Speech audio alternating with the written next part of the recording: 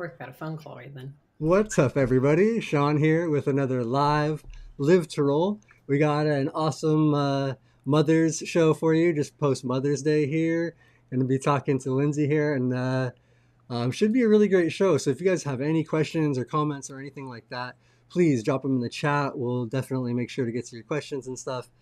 Yeah, so I'm Shawn. I'm a C5, C6 quadriplegic from a snowboarding accident 21 years ago. Tom, you want to introduce yourself and then What's up? I'm Tom Conaway, C6B quadriplegic for the last 27 years. And yeah, super excited to talk about awesome mothers, especially empowering disabled mothers. And we have an awesome guest, Lindsay. I'm sorry I don't know your last name, but do you mind introducing yourself? Yeah, I can. I know my last name. That. Luckily, I Okay. know my last name, so we're good. Um, so my name is Lindsay Ulrey, and I have a T4 complete spinal cord injury. It's been about 3.5 years, and I have. It was from idiopathic transverse myelitis.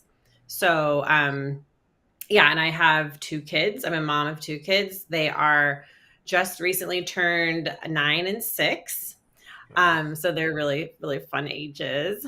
I live in Northern California, East Bay kind of area. And yeah, that's Shout out me. the Bay Area. I'm from the Bay too. I grew up in Sonoma. Woo woo. Oh, yeah. Okay. Yeah, it's great up here. Yeah, we love our NorCal fam. I'm a SoCal transplant, but I miss it. I miss it so much. Yeah. um, so tell us a little bit about transverse myelitis. What happened? I know a little bit about it. Like I know some other individuals with SCI. That's how they became paralyzed. But can you maybe just tell us a little bit about it, how it came about? Yeah. Yeah. I mean, so, mine is considered idiopathic, which means unknown origin. So it's still a medical mystery why I had my transverse myelitis onset. And so I'd never had heard about it before. I didn't really know anything about spinal cord injuries either. But essentially, I mean, I don't have to get into all the details, but essentially, I went like overnight, became paralyzed from T4 down. And all of the doctors, I went to all of these specialists at Stanford and UCSF and all these fancy neurologists were like, we do not know what caused this. We don't know. But basically, transverse myelitis translates to inflamed spinal cord. And there can Yeah. be different etiologies, like there can be different causes that sometimes can be identified and sometimes cannot be. And so mine was one that they were never able to really identify what caused it, what triggered. But it's like a very sudden and severe neuroimmune response where your brain detects something off and then it basically attacks the myelin on your spinal cord. okay. So, And yeah. so when you said it happened about 3 years ago, then, right? Yeah, so it was October 2021. So that was you already had your kids at that point. What was that like then Yes. transitioning, and how was that for your kids? Oh, man, it was really intense. It was really, yeah, it was really hard. I think I was basically like just in the hospital, like what am I going to do? Like how is this going to work? I didn't know a single person with a spinal cord injury, let alone a mom with a spinal cord injury. I knew in my heart, I was like, I can't be the only one in the whole world, but it really felt like that when I was in the rehab facility. And I remember thinking like, who do I know? Who can I call? And I ended up actually, I mean, I think social media has its blessings in terms of I was able to search like, wheelchair moms and like wheelchair or spinal cord injury resources. And I ended up kind of going from there and realizing that, okay, I'm not the only one, of course. Right. And then, yeah, I found some good resources. One in particular that my rehab doctor had brought up to me is called Through the Looking Glass. And they are in the East Bay. They're a resource for parents with disabilities. And I went on their website and I was, still kind of in shock, honestly. And it was also really unclear if my spinal cord injury was going to be complete or if there was going to be any sort of recovery of my mobility or my movement because transverse myelitis is, first of all, very rare. And also it really varies very vastly from how much someone is impacted by it. Right. So I think there's a statistic out there that says roughly about a third of people who have TM, we call it TM because it's a long word, so a third of the people will have a full recovery, a third of the people will have partial recovery, and a third of the people will have no recovery or, very little. And mine has ended up in that last category of I have not regained any mobility, any sensation. I mean, very little sensation, no movement and you can see on my MRIs, it's really just basically how damaged your spinal cord becomes from that initial attack, right? From the initial onset. And so if you look at my MRI, it's like my spinal cord's like disintegrates at T4. So Oh. it's kind of, anyway. So yeah, for my kids, it was of course very shocking. For my husband, for my family, we were like, what the actual F is this? Like, are you kidding me? Like, I didn't know that you could live in a world where you could just become paralyzed literally out of nowhere. Like, so it was really shocking for my identity as a mom, as a person who is very, very active and very athletic, really healthy. I considered myself to be a very healthy person, and so my kids, I think so. They were 2 and 5 when this happened. So my older guy had just started kindergarten, and then my younger guy was 2.5. So they were really, really young. Yeah.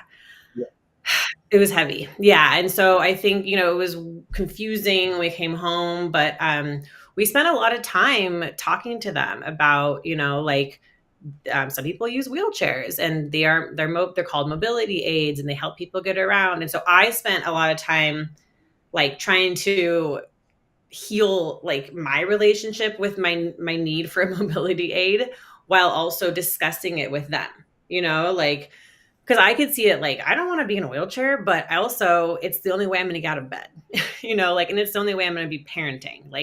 And so that was a big, harsh reality that I had to wrap my head around. But once I kind of saw it, once I saw it from my kids' eyes, where they could be well, literally moms, I want to be with mom. And so if mom needs to use a wheelchair, whatever, get up and get out of bed and come with us. We need to go be kids, So honestly, I think having my kids was really helpful in my healing. Because it was I was I can't lay in bed all day. It's not an option. I have to get up. I have to be a mom.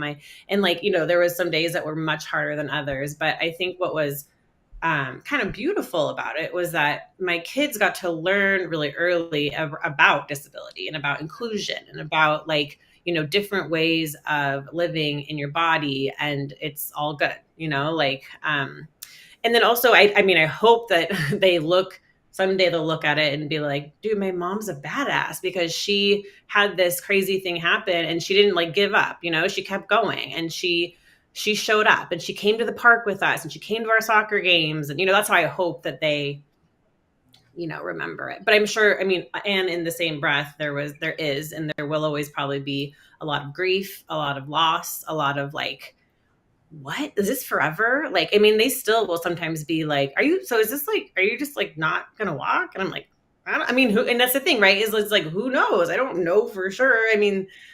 Right now there's no cure for spinal cord injury, but I don't know, so, and it's cute because they now are trying to invent inventions. They're well, what if you had an Iron Man suit and you were floating around and, and they want to invent this hover wheelchair that can just go anywhere.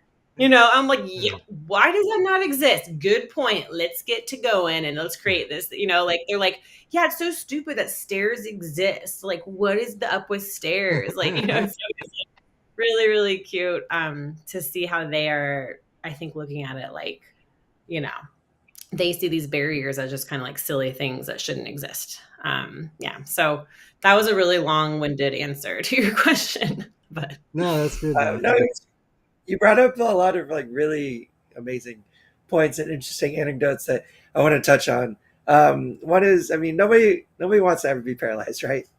Nobody wants to be in a wheelchair.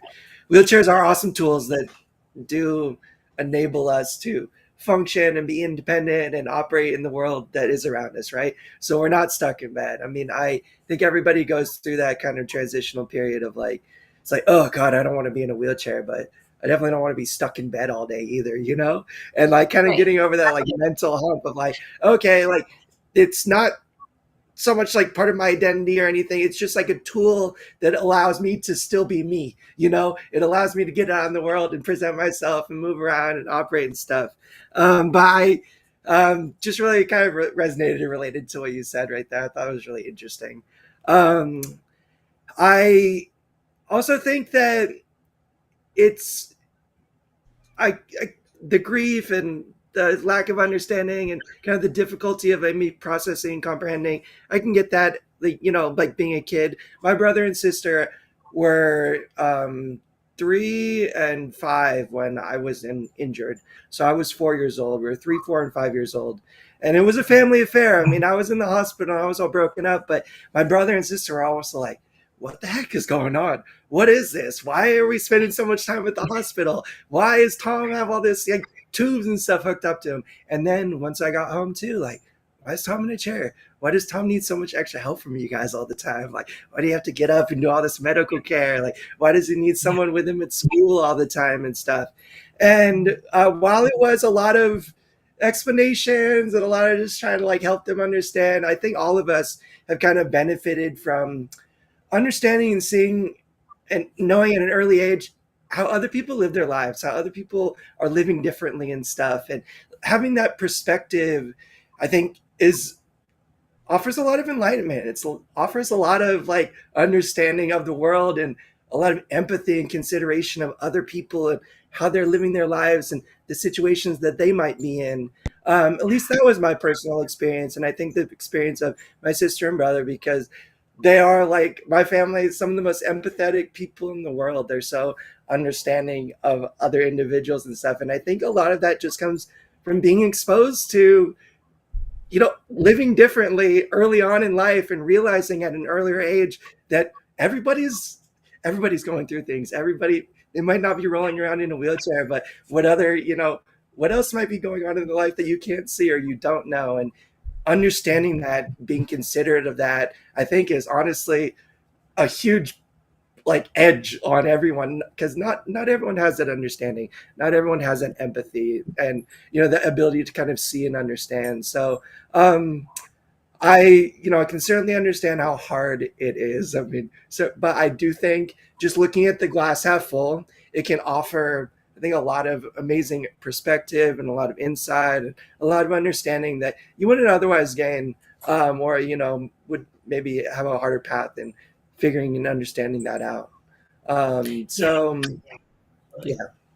Mhm. Uh, Yeah, oh, sorry, I was just gonna add something to that, because I really do I'm so with you, and I feel like, you know, I mean, as humans, we are meaning-making people, right? And there's this part of me that has really found a lot of peace with that in terms of, you know what, like, I don't know why this happened. I don't know why I randomly became paralyzed out of nowhere.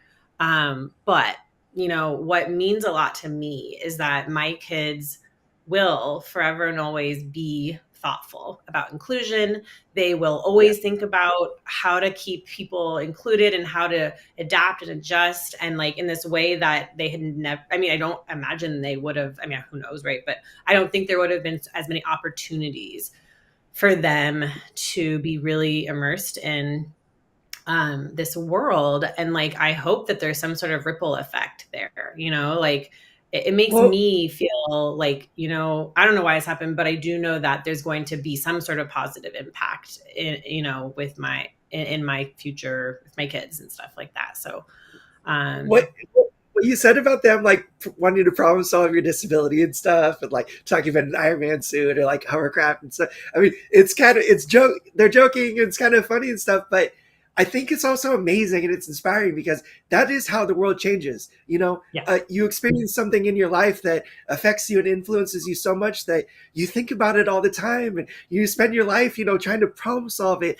and work on something. And oftentimes that does translate to so many other lives changing in a positive way because you've been trying to help your mom for 20 or 30 years, and then in 20 or 30 years maybe you did go to school and you worked on, you developed, you studied, you researched, and now you have the ability to benefit so many others and stuff. I mean, I think that is how it works. That's how people get inspired. That's how the world does change. So I think that's really exciting and cool and amazing that your kids like do that and are excited about it, kind of passionate about wanting to help you and wanting to make you mobile and make sure you're included in everything and stuff. Like, I think that's just such a beautiful, exciting thing.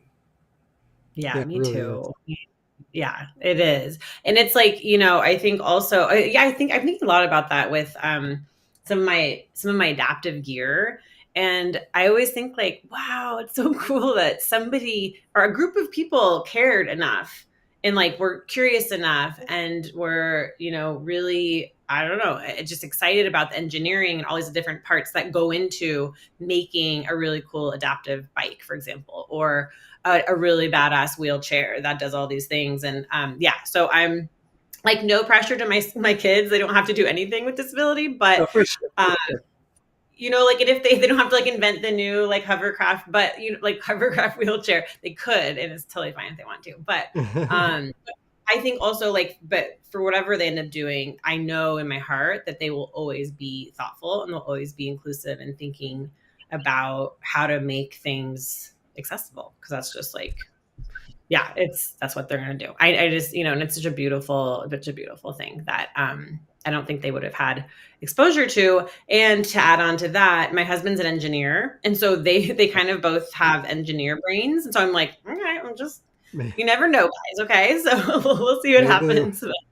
Yeah, they might start Yeah. coming up with some good stuff. You're welcome. So what are some of the hard parts about mothering, like being a mom after a spinal cord injury and being in a wheelchair and stuff? I mean, I can only imagine how difficult rehab and recovery and balancing, like all these, like, to me during rehab and recovery, it's like all the unknowns. It's just like a sea of unknowns. It's like, how am I going to do this? How's that going to work? How am I going to take care of myself? How am I going to take care of my kids? How am I going to be with my husband? How am I going to, like take care of my home and stuff? And slowly over time, it's like one thing at a time, one step at a time and stuff. But if you don't mind talking about it, what are some of the harder aspects of being a mom post injury?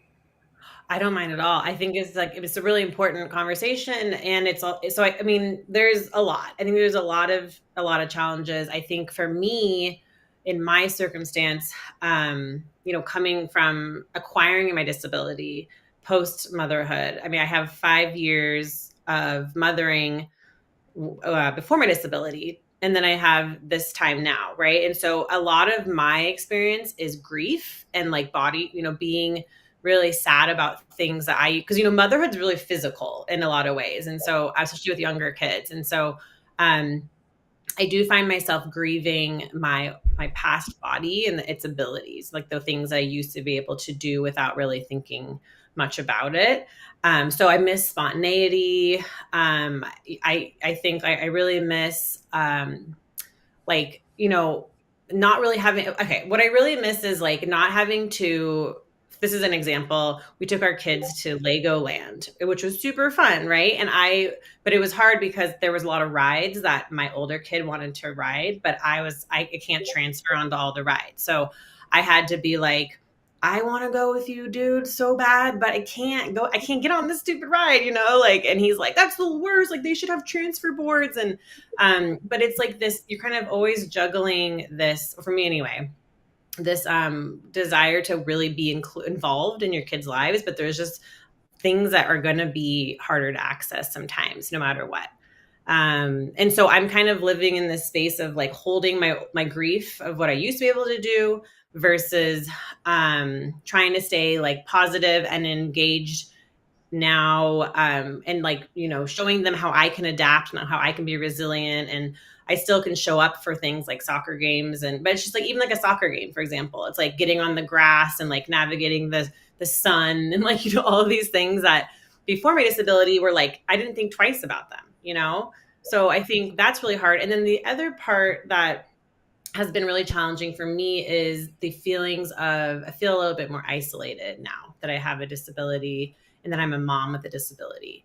Before my disability, I was really involved in this motherhood fitness group, and we're like walking around at the park with our strollers and kind of doing all this like active stuff. And I had a really big community based around that. And then I kind of lost that, like, because it was just harder to access those groups. And so I do sometimes feel like it can feel isolating to be the only mom in a wheelchair at all the school assemblies and, like at all the schooling events and all the sporting events. So that part I've noticed, like I definitely felt like it was a little bit easier to access my local community with other moms when I was before my disability. It feels a little bit more challenging to access the community now. So yeah, but yeah. So I think those are the main things. And then to add one more, I get really tired and I have a lot of chronic pain. And so it's managing my energy as well. Like I've had a whole new, the whole spoon theory. We all know the spoon theory, Yeah, but like my spoons are very differently distributed now. So, and my kids are really active and they have a lot of energy. And so I have to kind of navigate that in a really new way that I, really didn't. I got tired before, but this is like a whole different level of like tiredness and pain, and having to kind of like lay down and take breaks and stuff like that. yeah, So as far as like dealing with kind of the grieving process of losing a lot of your identity and what you're able to do, at least in the same way you're able to do it, and kind of dealing with like isolation from the rest of the moms in your community a little bit. How are you doing with it? How do you manage it? How have you kind of problem solved and navigated? I know the grief thing, time helps a lot with just Yeah. discovering your new identity and learning the hard becomes easier over time, and like managing your disability and stuff. Yeah. But I feel that, I think we all like feel that isolation too, like me, not so much like the other mothers and stuff, but just other peers in my community and like people in my space and stuff. Like I feel it, I experience it very often. But how do you deal with it? How do you not let it get to you, or do you let it get to you and then you figure it out and get over it? Like, how do you do it? Oh yeah, I know, right? It's like I think it's a day by day thing. Right? First of all, Yeah, um, totally. but for me, I actually ended up last year. I decided to create a support group for moms who use wheelchairs, and I started an Instagram page called Wheel Good Motherhood, as a way, actually, like Yeah. in response to that isolation, right? And I was like, does this exist? And I didn't really see, I saw a lot of, on Instagram, there's a lot of amazing moms with disabilities who are putting out really great content and education. And I'm so grateful for that. But I was thinking, what if there was a group? Like, what if we had some sort of space that we could come? So right now I facilitate it's once a month. It's a peer support group for moms who use wheelchairs. And we, share some of the real talk, and we come together, and it's really been incredible because, again, like I always say, like after those meetings, I feel connected, because it's like we might be all over the country and or all over the world. There was someone who called in from Spain, which was super cool. But like, that really helped. That helps me. And a lot of the moms who've been a part of it have shared also that that's really helped them feel so much less alone. Just to have all of these themes that really resonate, that are really unique to our lived experience.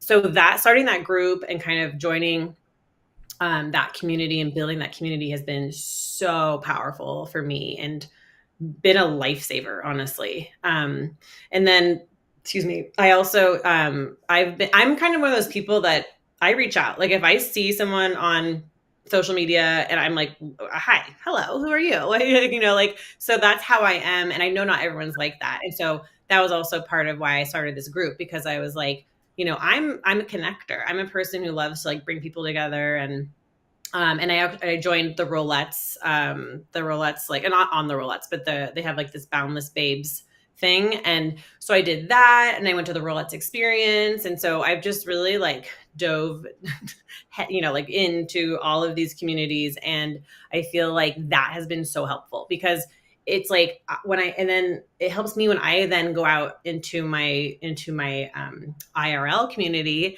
and I'm the only wheelchair mom, but like, I don't know, I just feel more confident. I feel like it's so nice knowing that there's another mom out there, like there's many other moms out there navigating very similar things, even if we don't see each other on a daily basis, like just holding that knowledge, right? That like, I can think about these moms on the screen and I'm like, oh yeah, they get it, and like, yeah. So that's how I deal with it. And I just have found so much value in, like texting making friends and texting my friends, and like kind of sharing pieces that I think only they would really get, like, so that's how I've been doing it.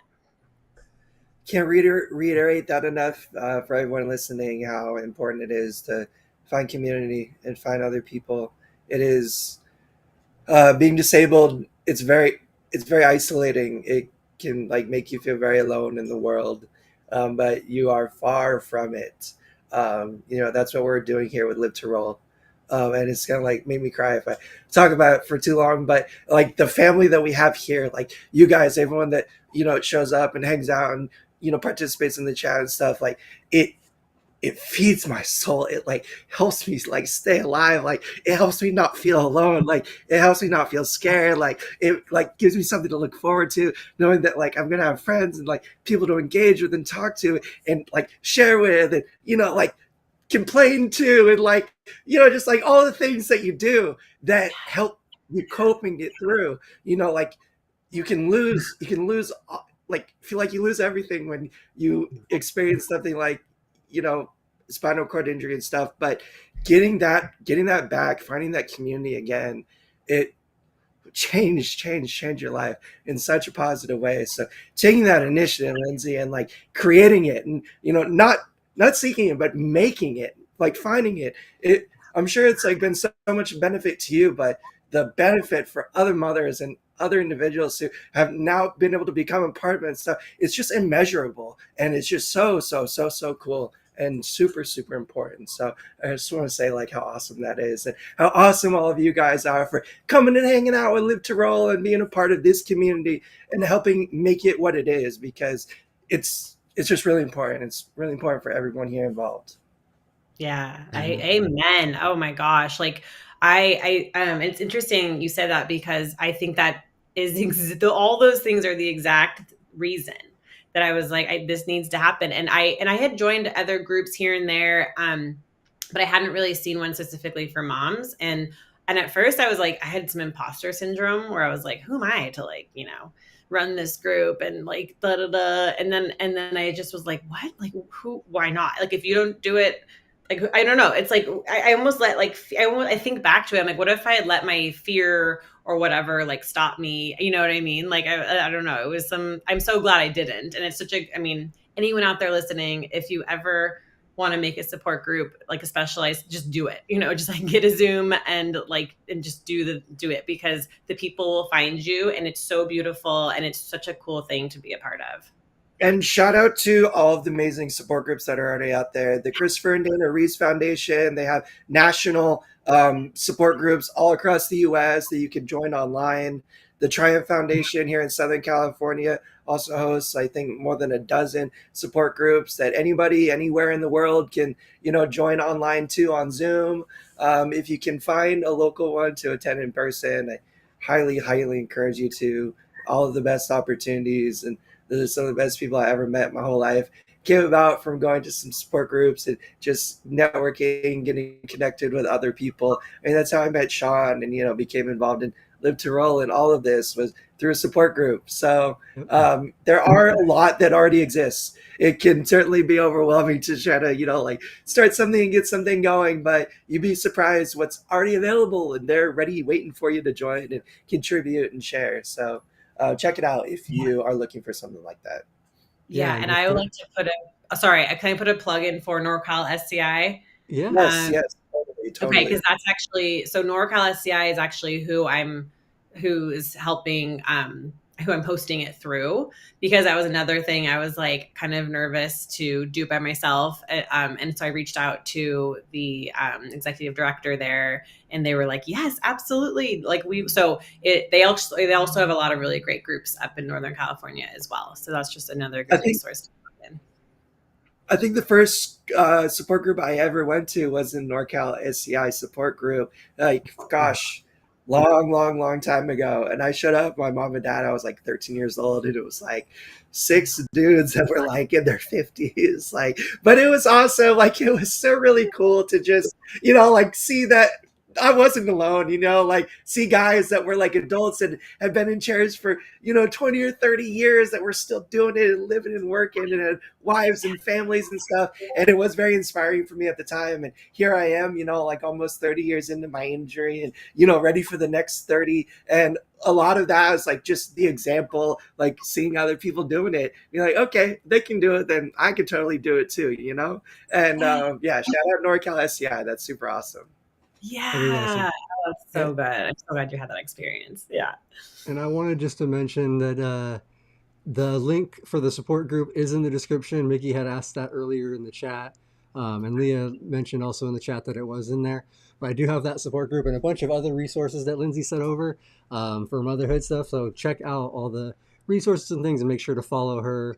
And then I had a couple questions in the chat that one, I kind of think I know the answer because Maya has talked about it on the women's show when she was pregnant these last two pregnancies.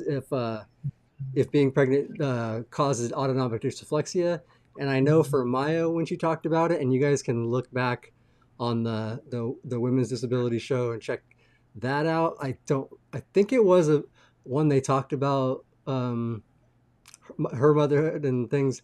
I'll have to look it up. I'll see if I can put the description in here too. But Yeah. she did say that yeah, she got some autonomic dysreflexia during I think pregnancy. able-bodied mothers get autonomic dysreflexia. They just don't call it AD when they're giving birth. It's just birth, right? But yeah, it's very, Depending, yeah, Yeah. yeah. Mhm. Yeah, Uh, that's a it's a very extreme process for I think anybody, let alone if you're paralyzed. And there's certainly other complicating factors, but also before and after pregnancy for paralysis too. I think a little bit more in terms of the complications you can suffer in terms of like just lasting side effects. Like I'm not gonna share anybody's experience that I don't know 100% for sure, but I am friends with Maya, and I know she talked about talk to me about the struggle of being pregnant and how hard it was on her body, and then the struggle of pregnancy, but then also recovering after pregnancy. Like your body goes through a ton, and it when you're paralyzed, it's hard to.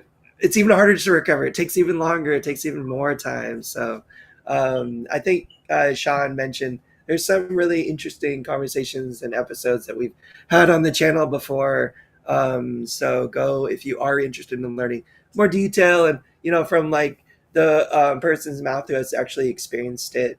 Go check it out. Give it a listen. yeah, and I know there's probably a lot of other resources and stuff you could look up and find as well. And then on that note, Leah had asked earlier too, like what could someone do better to support a newly disabled mom? Like, so if you're maybe friends, maybe somebody that's an ally watching this show that has a friend that's just became paralyzed or a family member and they're a mom or gonna be Yeah, a mom. that's such a good question. Oh my gosh. Well, I think first of all, showing up, like just showing up. And I mean, I think like I don't know. I think a part of what was kind of hard for some of the people in my life is that I don't know. I think they were uncomfortable. I don't know what it was, but I think that they were like nervous about how to support. They didn't know how to support me, and it felt hard, I think, sometimes to show up. And so I think the biggest thing is like, you don't need to have all the answers. You don't need to like, have the perfect thing for when someone becomes disabled. I think it's just like showing, asking, and saying like, I'm wondering like what might be helpful today, like just practical, a practical question.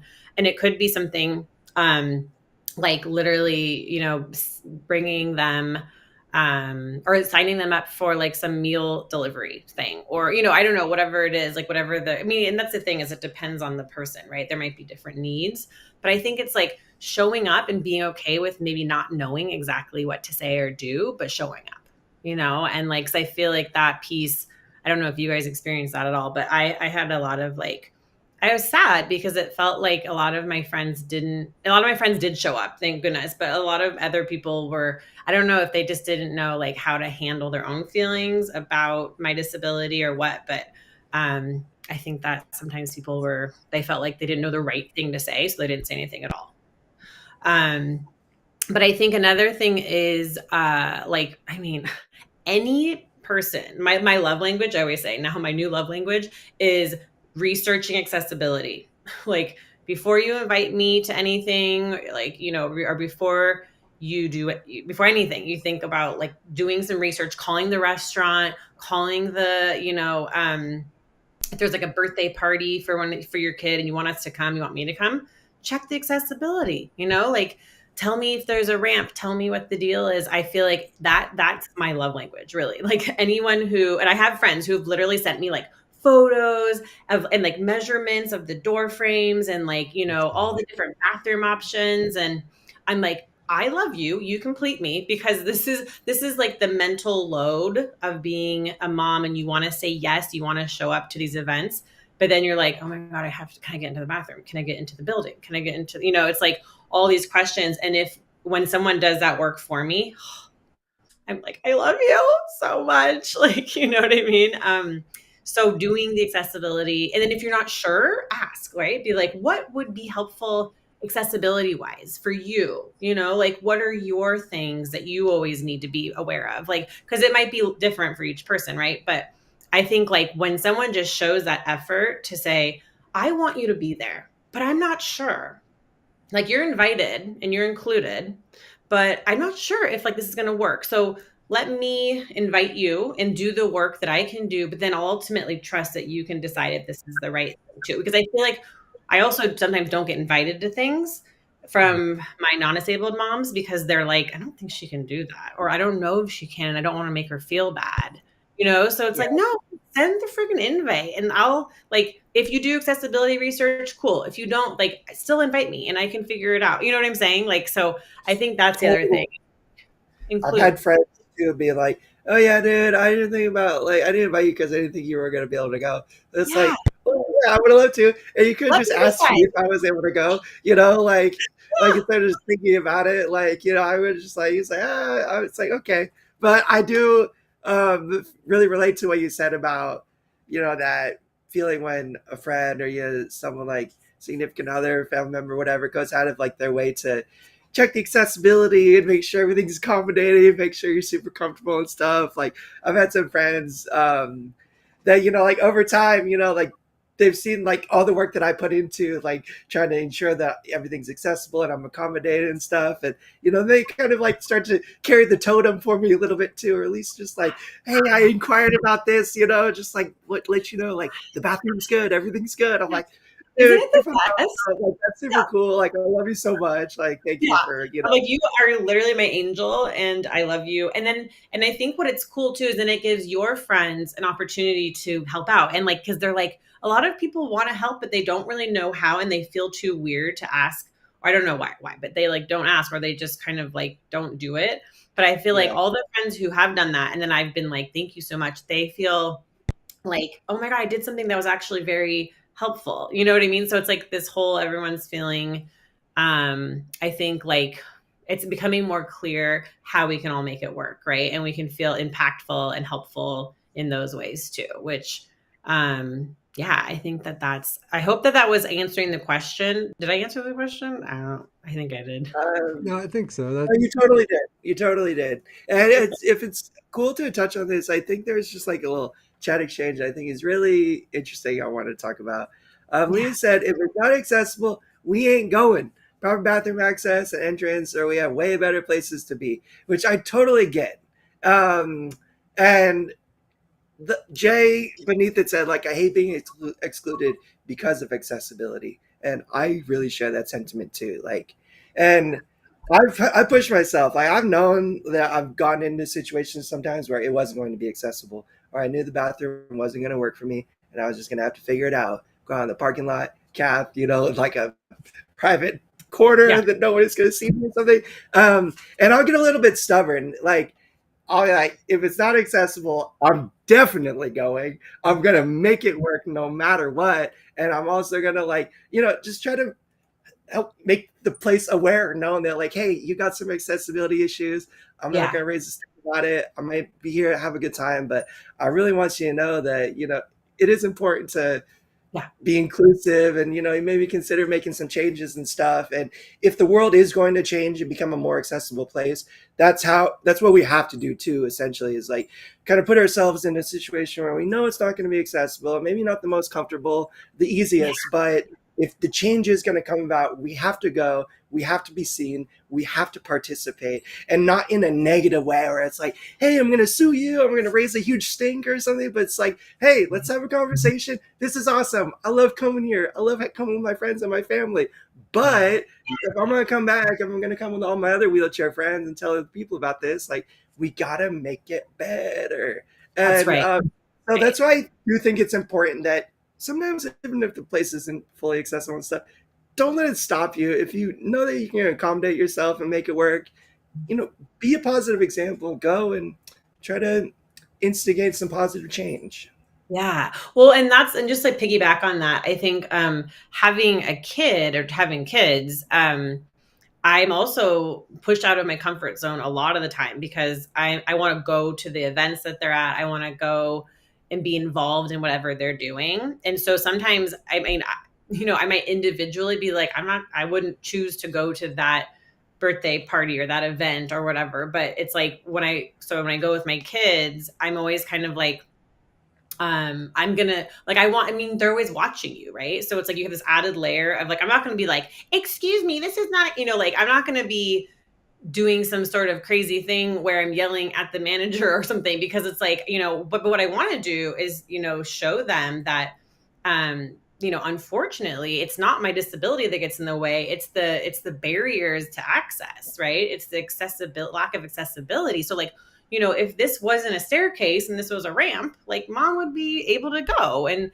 you know what? And so, but like, I think also it has made me realize like there are things that that I don't have to, but I do choose to go to, because I want to be there for my kids and I want to show up for them, that I typically might be like passing on if I didn't have kids, So there's that piece too, where you're like not constantly, but you're often challenged to kind of like get out of your comfort zone. And oftentimes I'm glad I do it. Like I went on this field trip that was uh, not accessible, but we like made it work. And honestly, it was really eye-opening for the teachers they're like, they don't have any children who use wheelchairs at the school. So I was the only person in a wheelchair in the whole setting. And the teachers were like, wow, we didn't think about this. And I'm like, well, yeah, maybe you should, so but it was, and I didn't get like, but it was more just like, for me, again, if I didn't show up, if I wasn't going to these things, they never would have thought about it. So it's, again, just like that example of when you decide you're going to show up, even if it's like not ideal, and it's not about being okay with it not being ideal, but it's about raising awareness, right? And being like, look, moms in wheelchairs exist, and moms in wheelchairs want to go to field trips, and they want to go and be involved in the play and the whatever else is going on at the school.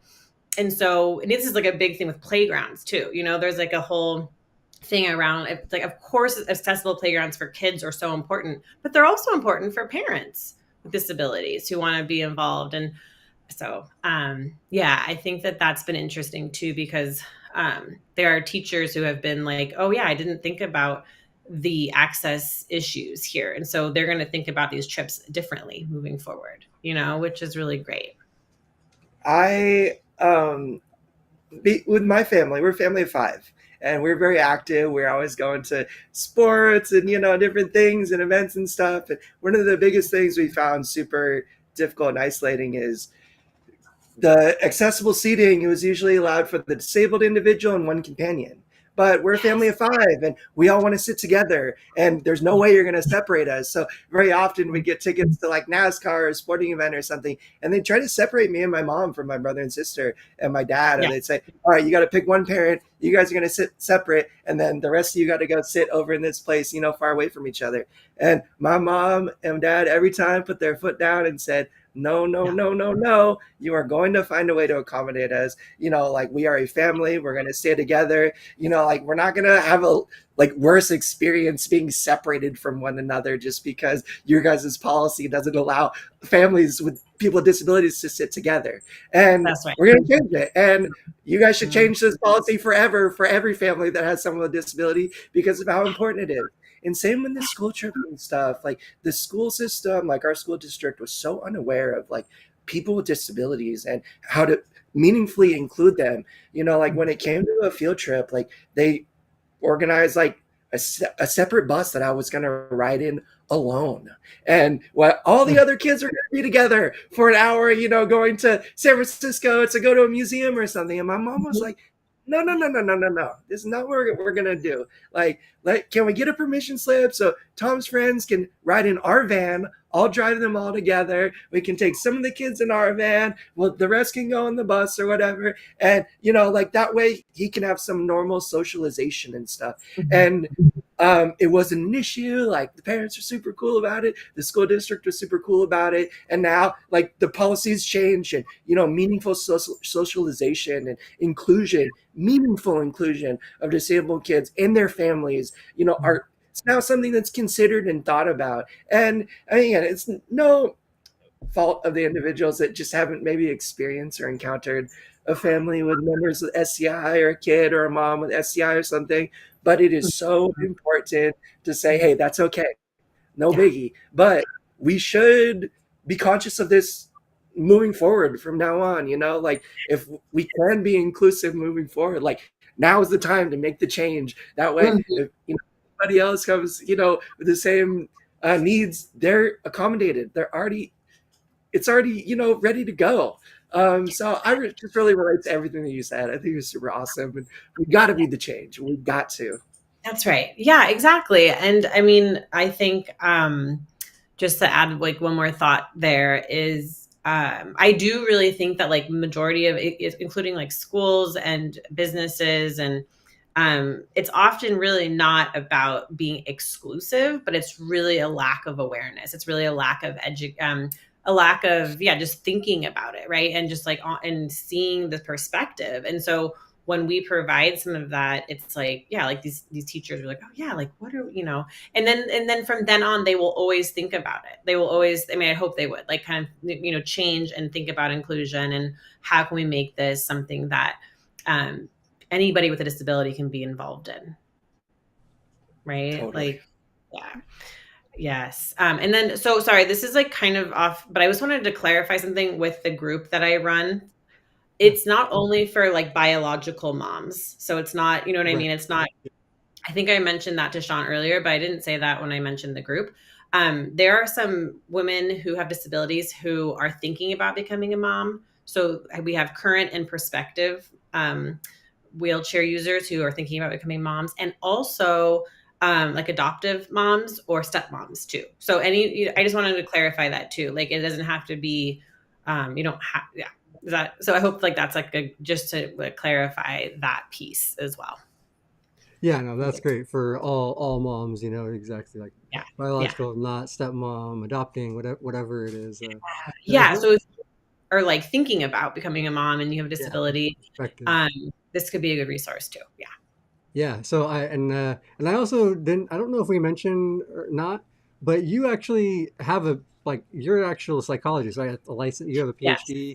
You are Yeah. not just yeah. So you're actually you know, kind of know what you're a little bit of what you're Qualified doing with the mental professional. health. What? Yeah. Yeah. I do. I do. I'm a Yeah. perinatal mental health psychologist, and I have a private practice here in California. But in that support group, I'm not like, it's not therapy. I'm not like It's practicing under my license or anything like that. So it's like it's a peer support group, and it's not. therapy. But yes, I do have some skills facilitating these kinds of things. But I do clarify every time that it's not designed to replace therapy by any means. Yeah, that you're just in that setting, you're peer support. You're not Yes, the yeah, therapist. that's Yeah, right. got Which means that then people from all over can join too. Because if it's under my license, it's only California and all that stuff. It's all that boring stuff. Got a nice. question for you, Shawn. What do you Yeah. think about having kids? Does it scare you? Does it like? I mean, especially how it relates to your disability and stuff. Do you like? Does that kind of like freak you out? Like, I mean, what are your thoughts? What's your opinion? So that my opinion's been like love kids and I would like to have kids, but it does make that's something that's always been I've been very nervous and hesitant about because especially as a quad, I probably can't do a lot of the like changing and feeding and like especially early on in the first year or two. Mhm. I'll be like it's like having another baby with me like I'm like but but I do I I've always been kind of wanted kids but never like oh I need to have kids in my life. Like it's kind of like if it happened in life great, and if it didn't I'm okay with you know getting to see my nieces and nephews. Yeah, uh, yeah. yeah.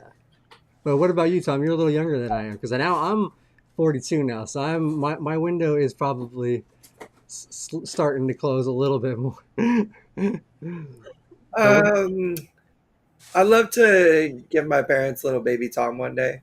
To like grow up and become a philosopher king and save the world. But I don't know. I'm pretty scared too. I my childhood trauma. I was injured very young. I was injured when I was 4 years old, and I've talked to this like a little bit like with therapists and stuff before. It like the fear of that happening to my child is paralyzing. Like it's scary. Like it like chokes me up almost to think about my kid like just having to go through all the hardship and difficulty that I did. That it scares me, really scares me, and I know that's like kind of irrational and foolish to be like that's not likely to happen for one. Like it's likely to happen to any kid as it is to your kid. Like that's not a good enough reason. Like I can understand that rationally in my head, um but it's something I think about. I also think about the aspects of like how can I take would I be able to take care of this child meaningfully and stuff, and I've thought about that a lot, and I've kind of come to the conclusion that I could like I if I could feed myself and change myself and clean myself, and I could do that for a baby. I'm basically a big baby, in terms of like, like how like my function and stuff and walking around, like getting around and things like that. Like if I could do it for myself, I think I could definitely do it for a baby, especially if I had like support, like a significant other and like a team with me. Like I know my family like would be so freaking supportive and never leave that kid alone if I did having a kid. But Donna brought up something else really important that I've thought about a lot too is I thought about adopting, and not about like even adopting like a younger kid.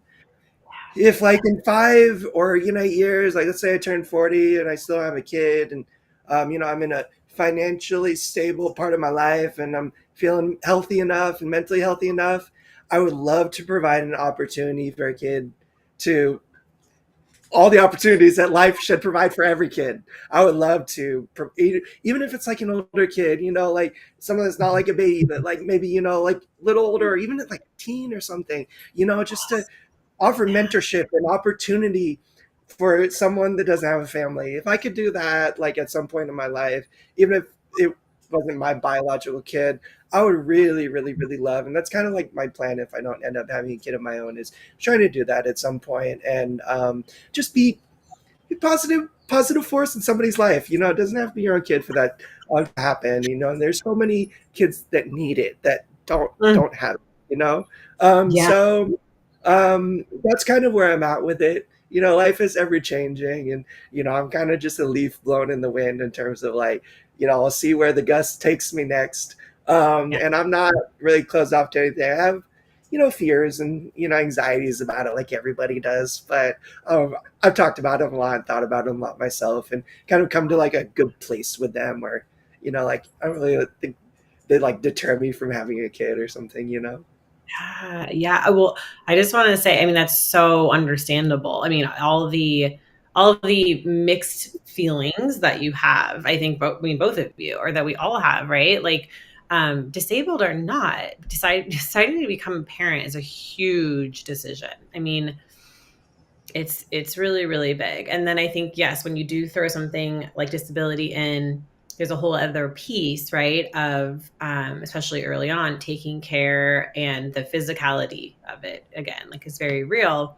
But like you said, I think when we look at our support systems and our village and our resources, like, we want to make sure we're looking around at that too. And I mean, oftentimes it's like, if we are deciding we want to take a path where maybe we adopt, or maybe we mentor, or there's so many different ways to parent, right? Like, I mean, using quotes, but like, really, there's so many ways to be impactful and to show up for people. And also, I think, like, to be 100% with you, even before my disability, I was terrified to have kids. So like, and disability wasn't a part of that equation, but I was still terrified. And I, I never really was like ready. Like, I just kind of made it work, like we do with a lot of these things too, right? And so, for whatever it's worth, like, I think it's so, not to, I don't want to take away from the fact that it is very real to think about the practical pieces, and to be really thoughtful about what that's going to look like for you with your disability. That's definitely important.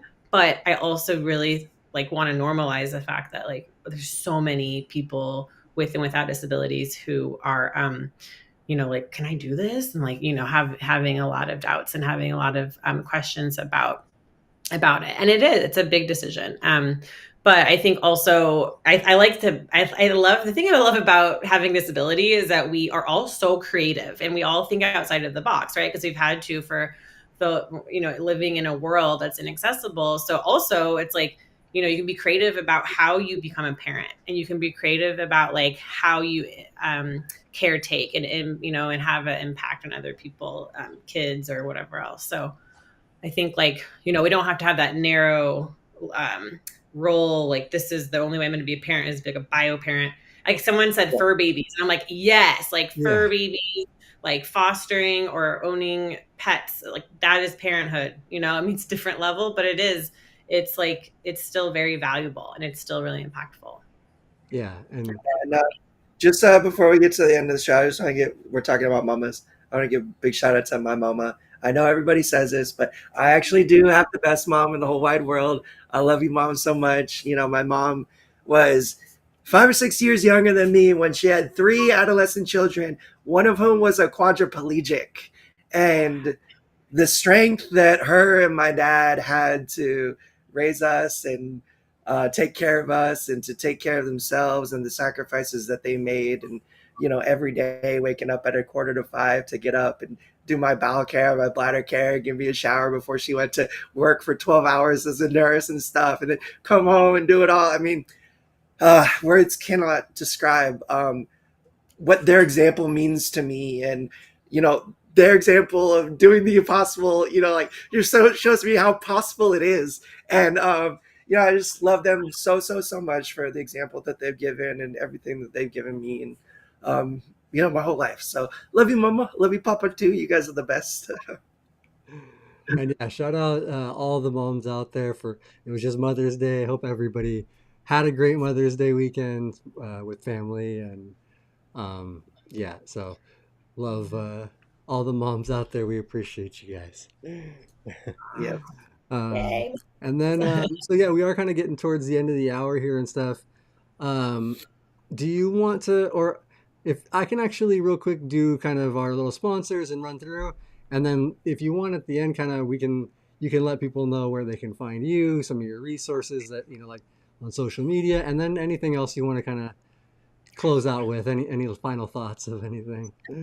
So real quick, let's go ahead and thank our sponsors. Thanks to, do you want to do it, Tom? You go ahead. You go ahead. You do that, and I'll do the shows. Okay, cool. Yeah, so thank you to our sponsors, Mobility Professionals, Urology Professionals. Mobility Professionals is a local DME in Southern California. So if you're anywhere in the Southern California, all the way up to Central California area, give them a call if you need a wheelchair or a standing frame, commode, anything like that, any of the bigger durable medical equipment. And their sister company, Urology Professionals, is nationwide. So anywhere in the country that you need your urological catheter supplies, they can ship them directly to your doorstep. So give them a call. All the information, website, numbers, and everything is down below, also in the description down below. All of Lindsay's awesome links for parenting. So make sure to check them out. Give them a call and tell them Live to Roll sent you. So we appreciate our sponsors and all the people in the chat. Thank you watching, supporting, and yeah, we couldn't do it without you guys.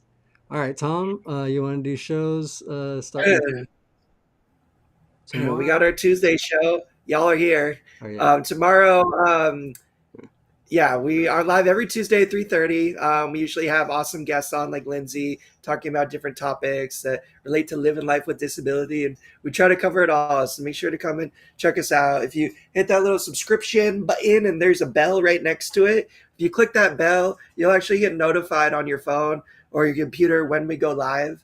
Just so you know, and you don't have to miss a show if you don't want to, or if you want to be notified. And don't forget to hit that like button too if you haven't, if you like the show. I think you were doing a pretty good job here, but it does help support the show if you can show us some love.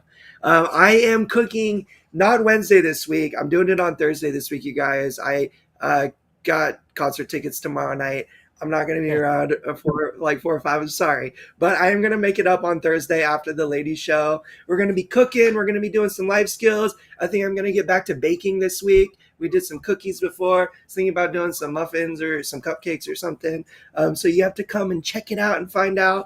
But we can also talk about life skills, independent living, anything and everything that we talk about on the regular shows while we're cooking and hanging out. If you want to come join us, it's going to be not 3:30. We'll do it after the ladies show, so probably like 4:35 ish on Thursday. But we'll make sure to let you guys know on the ladies show Thursday. Just come hang out with us. It's going to be all day Live to Roll on Thursday. No, that's awesome. I'll make sure that Brianna shouts that out on the Thursday show so we get people to And hang out in the street. we got Yeah. Real Girl Talk coming up, Banders coming up with Brianna, with Maya, Ashley and Nikki, and Jessica, an amazing squad of girls, ladies that offer so much insight into navigating life with disability, what it's like to be a woman in a wheelchair, woman with a disability, and they're just amazing. They're like really, really, really awesome, strong, independent women, and they offer so much insight and so much knowledge. So if you do get a chance, please join us Thursday at 3 p.m. for Wheel Girl Talk, and then we'll follow it up with Cooking and Life Skills with T Fizzle right after. Yeah, you guys. So check that out. Make sure you are subscribed so you can get those notifications when we're going live. And then next week, just round about all the shows real quick. We'll just do a quick rolling over the hill. We'll have next week. We'll be back with the guys talking about some aging with the disability. And then if you guys haven't seen the episode from the start of the month, rolling with the golden oldies, make sure to check that out as well. They had a great episode earlier this month, and yeah, they'll have and they're talking about advocacy and different mental health things. So if you guys want to check that out from a few weeks ago, please check it out as well. And all right, Lindsay. So yeah, let's make sure to share your links, your information. I know all the links are in the thing below, but if you just want to kind of shout anything out, anything you'd like to share. Yeah, so Wheel Good Motherhood is my Instagram page. And so if you just look that up, you can find me there. And then to register for the support group, if you want to join, there is a link in the bio, and it's the very first link. And it's a Zoom link that you just register one time, and then I'll send you a reminder every month, usually like the day before the meeting. then I shared Through the Looking Glass, which is a resource I mentioned, which they have a really amazing, comprehensive website with a lot of um, open source information for adaptive parenting equipment. So, like strollers that you can attach your wheelchair to. And I mean, there's really cool resources there that are really worth checking out. And they are in the East Bay here. And then what else did I do? I'm trying to remember. I had a couple books that I recommend. There's Unfit is a book called Unfit Parent by Jessica Slice that just came out recently, and it's really, really good. Um, and then there's another book called Mom on Wheels, written by a paraplegic mom who is in Canada. And it was a really helpful book for me when I acquired my disability. And then there's a really great kids book called This Is How We Play. And it is a book about inclusion and accessibility for all different types of disabilities. And it's a children's book that my kids really like to read with me. And I think that's it. I think that's the only resources I did. Did I miss anything? No, I think that sounds about right. Because yeah, Okay. but yeah, it honestly looked like I tried to click on some of the links and things and look, and even check out some of the books. They all seem like great information. So make Oh, sure wait, to. sorry. There is one more that I added. Postpartum Support International is a really great resource that's not necessarily disability related, but just for anybody who's postpartum, who might be having some mood anxiety disorders or like kind of struggles with their mental health or want to reach out. They have a hotline, 24-hour. They have a lot of information there. So that's a really good resource to have as well, just overall for mental health. Awesome. Um, Thank you so much for that. if it's okay, before we do our last words, I did want to shout something out today too. There was a protest that happened today in DC through an organization called Adapt, where 90 individuals, many of whom had disabilities and were in wheelchairs, and their direct caregivers went and protested the coming changes to Medicaid and the cuts that are taking place right now. 25 of them were arrested today, many of whom were in wheelchairs. And I just want to shout them out, encourage anybody to go research it, give it a Google, check out the articles. The more that we can talk about this, the more conversation awareness we can raise. That's how we keep these major cuts from happening. I think 10.7 million people are facing losing Medicaid, which are medically necessary services that their lives depend on. And these protesters that are sacrificing their own lives to demonstrate, it's not like a regular able-bodied person being arrested and being protesting either, like they're putting their lives at risk literally by doing this, by not having access to catheterizing, not having access to their medical care, by being, it's just a very different thing. And I feel like the stakes are so much higher for these guys. So I just want to shout that out and encourage everyone to go check it out. If you can just go read the article and try to give it some traction, I think it's super important. So important. Great. And Lindsay, you're so awesome. I can't wait to check out everything that you mentioned. Check out those books. I'm not on social media, but I was scrolling through your Instagram as much as I could through the web interface earlier. And I think it's super, super awesome. And all of your knowledge and insight has been just really inspiring to me. So thank you so, so much for coming on Live to Roll today and sharing. I hope that you can come back again and we can continue to have more conversations with you. Would be honored to come back. I am so thankful that you guys reached out and had me on, and I'll be back. Just let me know when.